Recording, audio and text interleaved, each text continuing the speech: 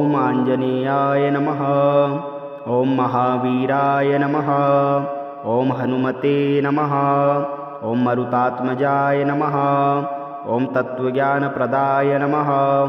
ॐ सीतादेवी मुद्राप्रदायकाय नमः। ॐ अशोकवनिताक्षेत्रे नमः। ॐ सर्वमायाविभञ्जनाय नमः। ॐ सर्वबन्धविमोक्त्रे नमः। ॐ रक्षोविध्वंसकारकाय नमः। ॐ परविद्यापरिहाराय नमः। ॐ परशौर्यविनाशनाय नमः। ॐ परमन्त्रनिराकर्त्रे नमः। ॐ परयन्त्रप्रभेदकाय नमः। ॐ सर्वग्रहविनाशिने नमः। ॐ भीमसेनसहायकृते नमः। ॐ सर्वदुःखहराय नमः। ॐ सर्वलोकचारिणे नमः। ॐ मनोजवाय नमः। ॐ पारिजातद्रुमूलस्थाय नमः। ॐ सर्वमन्त्रस्वरूपवते नमः। ॐ सर्वतन्त्रस्वरूपिणे नमः। ॐ सर्वयन्त्रात्मजाय नमः। ॐ कपीश्वराय नमः। ॐ महाकायाय नमः। ॐ सर्वरोगहराय नमः। ॐ प्रभवे नमः। ॐ बलसिद्धिकराय नमः। ॐ सर्वविद्यासम्पत्प्रदायकाय नमः। ॐ कपिसेनानायकाय नमः। ॐ भविष्यचतुराननाय नमः। ॐ कुमारब्रह्मचारिणे नमः। ॐ रत्नकुण्डलदीप्तिमते नमः। ॐ श्रीहनुमते नमः। ॐ गन्धर्वविद्यातत्त्वज्ञाय नमः। ॐ महाबलपराक्रमाय नमः। ॐ कारागृहविमोक्त्रे नमः। ॐ शृङ्खलाबन्धमोचकाय नमः। ॐ सागरोत्तारकाय नमः। ॐ प्राज्ञाय नमः। ॐ रामदूताय नमः। ॐ प्रतापवते नमः। ॐ वानराय नमः। ॐ केसरीसुताय नमः।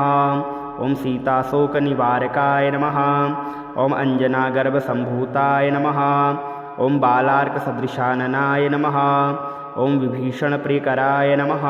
ॐ दशग्रीवकुलान्तकाय नमः। ॐ लक्ष्मणप्राणदात्रे नमः। ॐ वज्रकायाय नमः। ॐ महाद्युतये नमः। ॐ चिरञ्जीविने नमः।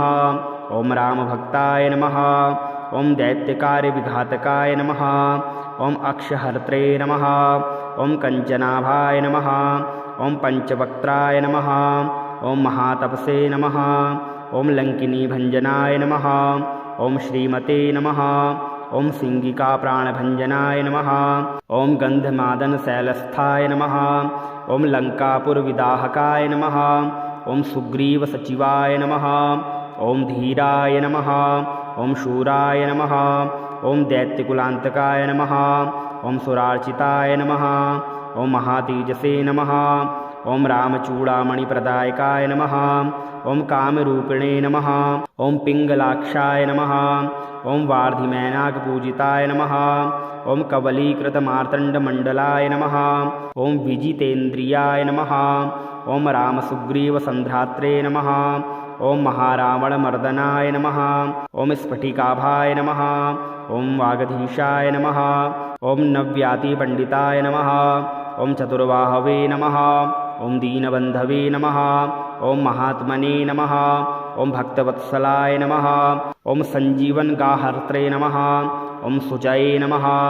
ॐ वागिमिने नमः। ॐ दृढव्रताय नमः। ॐ कालिनेमिप्रमथनाय नमः। ॐ हरिमर्कटमर्कटाय नमः। ॐ दान्ताय नमः। ॐ शान्ताय नमः। ॐ प्रसन्नात्मने नमः। ॐ शतकण्ठमहाप्रहते नमः। ॐ योगिने नमः। ॐ रामकथालोलाय नमः। ॐ सीतान्वेषणपण्डिताय नमः। ॐ वज्रदृष्टाय नमः। ॐ वज्रनखाय नमः। ॐ रुद्रवीर्यसमुद्भवाय नमः। ॐ अञ्जनीसुताय नमः। ॐ पार्थध्वजाग्रवासिने नमः। ॐ सरपञ्जरभेदकाय नमः। ॐ दशबाहवे नमः। ॐ लोकपूज्याय नमः। ॐ जाम्बवतीप्रीतिवर्धनाय नमः। ॐ सीतासमेत श्रीरामपादसेवाधुरन्धराय नमः। ॐ आञ्जनेयाय नमः। ॐ महावीराय नमः। ॐ हनुमते नमः। ॐ मरुतात्मजाय नमः। ॐ तत्त्वज्ञानप्रदाय नमः। ॐ सीतादेवी मुद्राप्रदायकाय नमः। ॐ अशोकवनिताक्षेत्रे नमः। ॐ सर्वमायाविभञ्जनाय नमः। ॐ सर्वबन्धविमोक्त्रे नमः। ॐ रक्षोविध्वंसकारकाय नमः। ॐ परविद्यापरिहाराय नमः। ॐ परशौर्यविनाशनाय नमः। ॐ परमन्त्रनिराकर्त्रे नमः। ॐ परयन्त्रप्रभेदकाय नमः। ॐ सर्वग्रहविनाशिने नमः। ॐ भीमसेनसहायकृते नमः। ॐ सर्वदुःखहराय नमः। ॐ सर्वलोकचारिणे नमः। ॐ मनोजवाय नमः। ॐ पारिजातद्रुमूलस्थाय नमः। ॐ सर्वमन्त्रस्वरूपवते नमः। ॐ सर्वतन्त्रस्वरूपिणे नमः। ॐ सर्वयन्त्रात्मजाय नमः। ॐ कपीश्वराय नमः। ॐ महाकायाय नमः। ॐ सर्वरोगहराय नमः। ॐ प्रभवे नमः। ॐ बलसिद्धिकराय नमः। ॐ सर्वविद्यासम्पत्प्रदायकाय नमः। ॐ कपिसेनानायकाय नमः। ॐ भविष्यचतुराननाय नमः। ॐ कुमारब्रह्मचारिणे नमः। ॐ रत्नकुण्डलदीप्तिमते नमः। ॐ श्रीहनुमते नमः। ॐ गन्धर्वविद्यातत्त्वज्ञाय नमः। ॐ महाबलपराक्रमाय नमः। ॐ कारागृहविमोक्त्रे नमः। ॐ शृङ्खलाबन्धमोचकाय नमः। ॐ सागरोत्तारकाय नमः। ॐ प्राज्ञाय नमः। ॐ रामदूताय नमः। ॐ प्रतापवते नमः। ॐ वानराय नमः। ॐ केसरीसुताय नमः। ॐ सीताशोकनिवारकाय नमः। ॐ अञ्जनागर्भसम्भूताय नमः। ॐ बालार्कसदृशाननाय नमः। ॐ विभीषणप्रियकराय नमः। ॐ दशग्रीवकुलान्तकाय नमः। ॐ लक्ष्मणप्राणदात्रे नमः। ॐ वज्रकायाय नमः। ॐ महाद्युतये नमः। ॐ चिरञ्जीविने नमः। ॐ रामभक्ताय नमः। ॐ दैत्यकार्यविघातकाय नमः। ॐ अक्षहर्त्रे नमः। ॐ कञ्चनाभाय नमः। ॐ पञ्चवक्त्राय नमः। ॐ महातपसे नमः। ॐ लङ्किनीभञ्जनाय नमः। ॐ श्रीमते नमः। ॐ सिंहिकाप्राणभञ्जनाय नमः। ॐ गन्धमादनशैलस्थाय नमः। ॐ लङ्कापुरविदाहकाय नमः। ॐ सुग्रीवसचिवाय नमः। ॐ धीराय नमः। ॐ शूराय नमः। ॐ दैत्यकुलान्तकाय नमः। ॐ सुरार्चिताय नमः। ॐ महातेजसे नमः। ॐ रामचूडामणिप्रदायकाय नमः। ॐ कामरूपिणे नमः। ॐ पिङ्गलाक्षाय नमः। ॐ वार्धिमैनाकपूजिताय नमः। ॐ कबलीकृतमार्तण्डमण्डलाय नमः। ॐ विजितेन्द्रियाय नमः।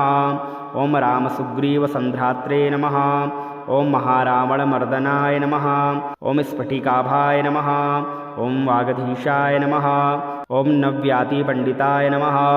ॐ चतुर्बाहवे नमः। ॐ दीनबन्धवे नमः। ॐ महात्मने नमः। ॐ भक्तवत्सलाय नमः। ॐ सञ्जीवनगाहर्त्रे नमः। ॐ शुचये नमः। ॐ वागिमिने नमः। ॐ दृढव्रताय नमः। ॐ कालिनेमिप्रमथनाय नमः। ॐ हरिमर्कटमर्कटाय नमः। ॐ दान्ताय नमः। ॐ शान्ताय नमः। ॐ प्रसन्नात्मने नमः। ॐ शतकण्ठमहाप्रहते नमः। ॐ योगिने नमः। ॐ रामकथालोलाय नमः। ॐ सीतान्वेषणपण्डिताय नमः। ॐ वज्रदृष्टाय नमः। ॐ वज्रनखाय नमः। ॐ रुद्रवीर्यसमुद्भवाय नमः। ॐ अञ्जनीसुताय नमः। ॐ पार्थध्वजाग्रवासिने नमः। ॐ सरपञ्जरभेदकाय नमः। ॐ दशबाहवे नमः। ॐ लोकपूज्याय नमः। ॐ जाम्बवतीप्रीतिवर्धनाय नमः। ॐ सीतासमेत श्रीरामपादसेवाधुरन्धराय नमः। ॐ आञ्जनेयाय नमः। ॐ महावीराय नमः। ॐ हनुमते नमः। ॐ मरुतात्मजाय नमः।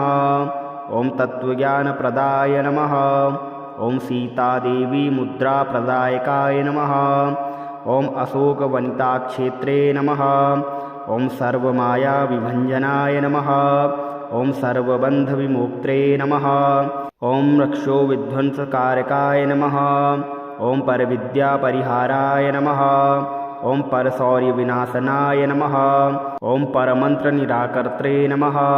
ॐ परयन्त्रप्रभेदकाय नमः। ॐ सर्वग्रहविनाशिने नमः। ॐ भीमसेन सहायकृते नमः। ॐ सर्वदुःखहराय नमः। ॐ सर्वलोकचारिणे नमः। ॐ मनोजवाय नमः। ॐ पारिजातद्रुमूलस्थाय नमः। ॐ सर्वमन्त्रस्वरूपवते नमः। ॐ सर्वतन्त्रस्वरूपिणे नमः। ॐ सर्वयन्त्रात्मजाय नमः। ॐ कपीश्वराय नमः। ॐ महाकायाय नमः। ॐ सर्वरोगहराय नमः। ॐ प्रभवे नमः। ॐ बलसिद्धिकराय नमः। ॐ सर्वविद्यासम्पत्प्रदायकाय नमः। ॐ कपिसेनानायकाय नमः।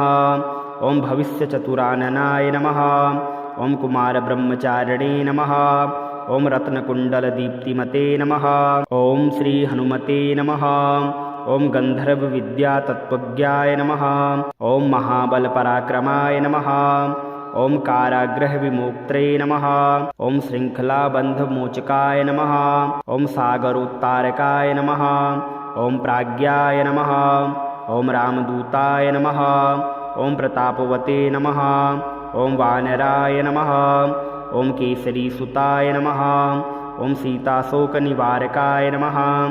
ॐ अञ्जनागर्भसम्भूताय नमः। ॐ बालार्कसदृशाननाय नमः। ॐ विभीषणप्रियकराय नमः। ॐ दशग्रीवकुलान्तकाय नमः। ॐ लक्ष्मणप्राणदात्रे नमः। ॐ वज्रकायाय नमः। ॐ महाद्युतये नमः। ॐ चिरञ्जीविने नमः। ॐ रामभक्ताय नमः। ॐ दैत्यकार्यविघातकाय नमः। ॐ अक्षहर्त्रे नमः। ॐ कञ्चनाभाय नमः। ॐ पञ्चवक्त्राय नमः। ॐ महातपसे नमः। ॐ लङ्किनीभञ्जनाय नमः। ॐ श्रीमते नमः। ॐ सिंहिकाप्राणभञ्जनाय नमः। ॐ गन्धमादनशैलस्थाय नमः। ॐ लङ्कापुरविदाहकाय नमः। ॐ सुग्रीवसचिवाय नमः। ॐ धीराय नमः। ॐ शूराय नमः। ॐ दैत्यकुलान्तकाय नमः। ॐ सुरार्चिताय नमः। ॐ महातेजसे नमः। ॐ रामचूडामणिप्रदायकाय नमः। ॐ कामरूपिणे नमः। ॐ पिङ्गलाक्षाय नमः। ॐ वार्धिमेनाकपूजिताय नमः। ॐ कबलीकृतमार्तण्डमण्डलाय नमः। ॐ विजितेन्द्रियाय नमः। ॐ रामसुग्रीवसन्ध्रात्रे नमः। ॐ महारावणमर्दनाय नमः। ॐ स्फटिकाभाय नमः। ॐ वागधीशाय नमः।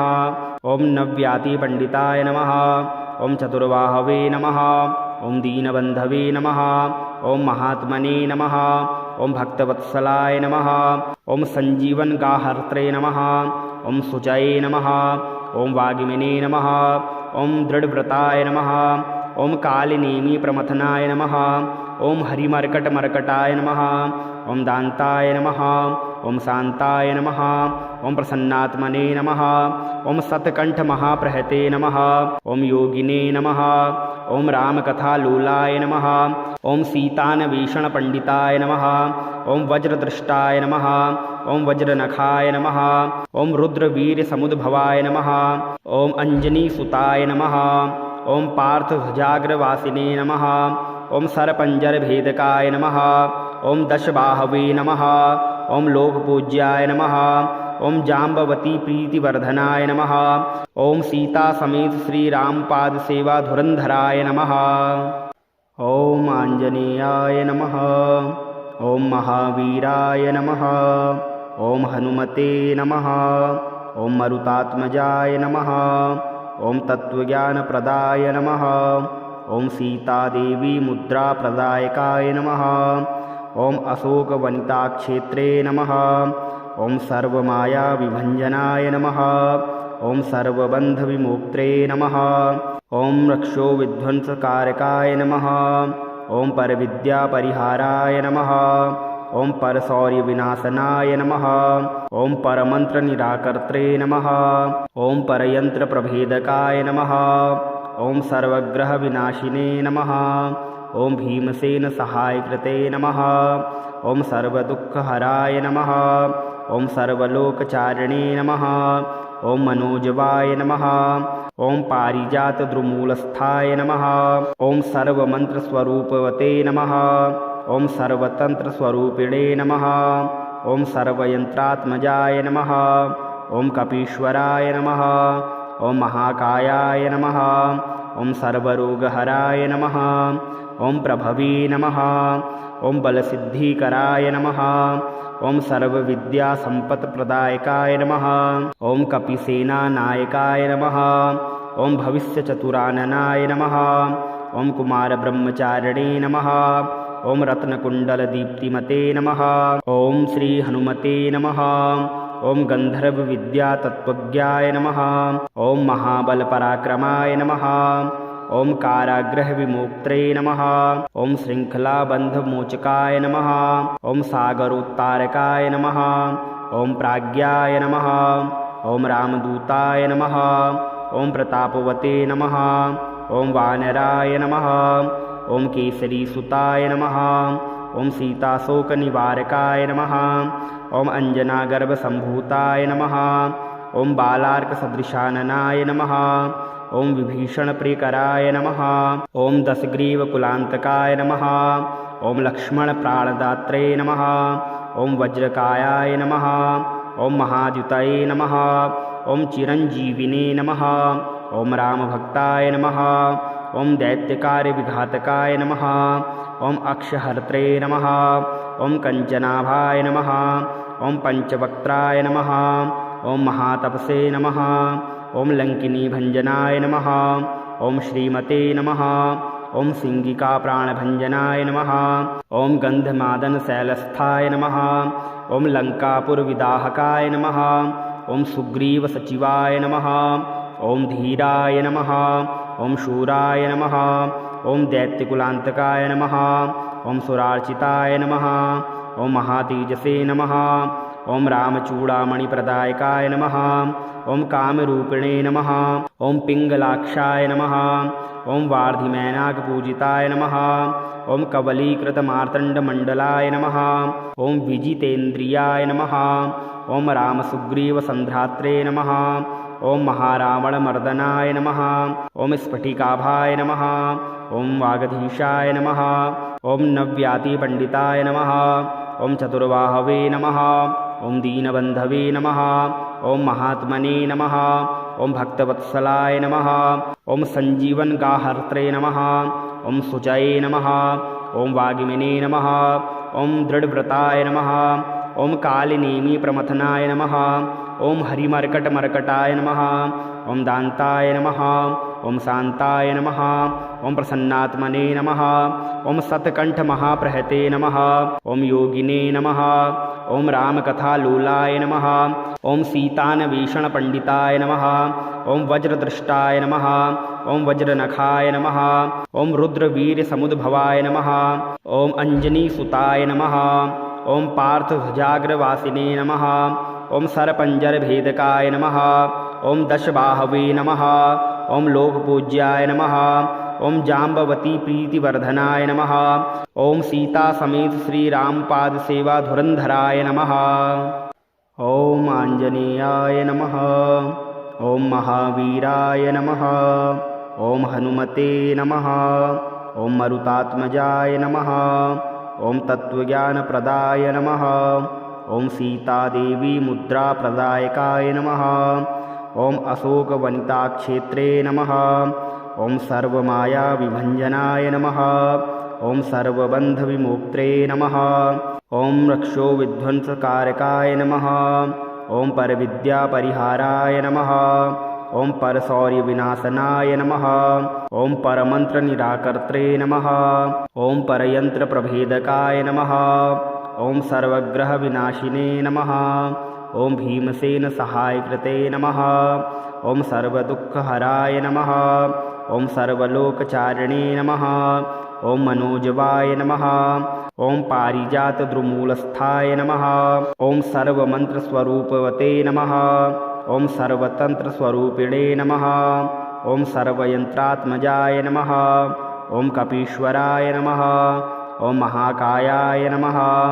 ॐ सर्वरोगहराय नमः। ॐ प्रभवे नमः। ॐ बलसिद्धिकराय नमः। ॐ सर्वविद्यासम्पत्प्रदायकाय नमः। ॐ कपिसेनानायकाय नमः। ॐ भविष्यचतुराननाय नमः। ॐ कुमारब्रह्मचारिणे नमः। ॐ रत्नकुण्डलदीप्तिमते नमः। ॐ श्री हनुमते नमः। ॐ गन्धर्वविद्यातत्त्वज्ञाय नमः। ॐ महाबलपराक्रमाय नमः। ॐ कारागृहविमोक्त्रे नमः। ॐ शृङ्खलाबन्धमोचकाय नमः। ॐ सागरोत्तारकाय नमः। ॐ प्राज्ञाय नमः। ॐ रामदूताय नमः। ॐ प्रतापवते नमः। ॐ वानराय नमः। ॐ केसरीसुताय नमः। ॐ सीताशोकनिवारकाय नमः। ॐ अञ्जनागर्भसम्भूताय नमः। ॐ बालार्कसदृशाननाय नमः। ॐ विभीषणप्रियकराय नमः। ॐ दशग्रीवकुलान्तकाय नमः। ॐ लक्ष्मणप्राणदात्रे नमः। ॐ वज्रकायाय नमः। ॐ महाद्युतये नमः। ॐ चिरञ्जीविने नमः। ॐ रामभक्ताय नमः। ॐ दैत्यकार्यविघातकाय नमः। ॐ अक्षहर्त्रे नमः। ॐ कञ्चनाभाय नमः। ॐ पञ्चवक्त्राय नमः। ॐ महातपसे नमः। ॐ लङ्किनीभञ्जनाय नमः। ॐ श्रीमते नमः। ॐ सिंहिकाप्राणभञ्जनाय नमः। ॐ गन्धमादनशैलस्थाय नमः। ॐ लङ्कापुरविदाहकाय नमः। ॐ सुग्रीवसचिवाय नमः। ॐ धीराय नमः। ॐ शूराय नमः। ॐ दैत्यकुलान्तकाय नमः। ॐ सुरार्चिताय नमः। ॐ महातेजसे नमः। ॐ रामचूडामणिप्रदायकाय नमः। ॐ कामरूपिणे नमः। ॐ पिङ्गलाक्षाय नमः। ॐ वार्धिमैनाकपूजिताय नमः। ॐ कवलीकृतमार्तण्डमण्डलाय नमः। ॐ विजितेन्द्रियाय नमः। ॐ रामसुग्रीवसन्ध्रात्रे नमः। ॐ महारावणमर्दनाय नमः। ॐ स्फटिकाभाय नमः। ॐ वागधीशाय नमः। ॐ नव्यातिपण्डिताय नमः। ॐ चतुर्बाहवे नमः। ॐ दीनबन्धवे नमः। ॐ महात्मने नमः। ॐ भक्तवत्सलाय नमः। ॐ सञ्जीवनगाहर्त्रे नमः। ॐ शुचये नमः। ॐ वागिमिने नमः। ॐ दृढव्रताय नमः। ॐ कालिनेमिप्रमथनाय नमः। ॐ हरिमर्कटमर्कटाय नमः। ॐ दान्ताय नमः। ॐ शान्ताय नमः। ॐ प्रसन्नात्मने नमः। ॐ शतकण्ठमहाप्रहते नमः। ॐ योगिने नमः। ॐ रामकथालोलाय नमः। ॐ सीतान्वेषणपण्डिताय नमः। ॐ वज्रदृष्टाय नमः। ॐ वज्रनखाय नमः। ॐ रुद्रवीर्यसमुद्भवाय नमः। ॐ अञ्जनीसुताय नमः। ॐ पार्थध्वजाग्रवासिने नमः। ॐ सरपञ्जरभेदकाय नमः। ॐ दशबाहवे नमः। ॐ लोकपूज्याय नमः। ॐ जाम्बवतीप्रीतिवर्धनाय नमः। ॐ सीतासमेत श्रीरामपादसेवाधुरन्धराय नमः।